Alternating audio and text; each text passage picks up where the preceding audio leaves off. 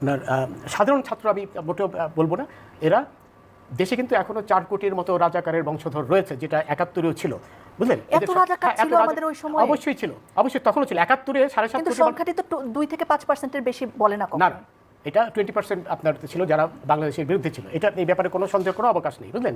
যারা এখনো পাকিস্তান জিন্দাবাদ তখনও করেছে, এখনও করছে।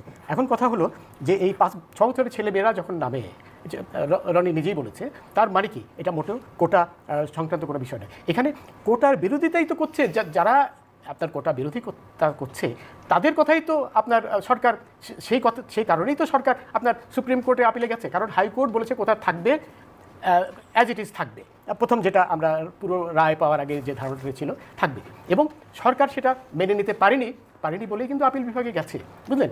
আপিল বিভাগে যাওয়ার অর্থ যারা নাকি কোটার বিরুদ্ধে, কোটা সংস্কার যদি তারা করে থাকে, আমি মনে করি না তারা আসলে কোটা সংস্কারের জন্য রাস্তায় নেমেছে, তাদের উদ্দেশ্য অন্য।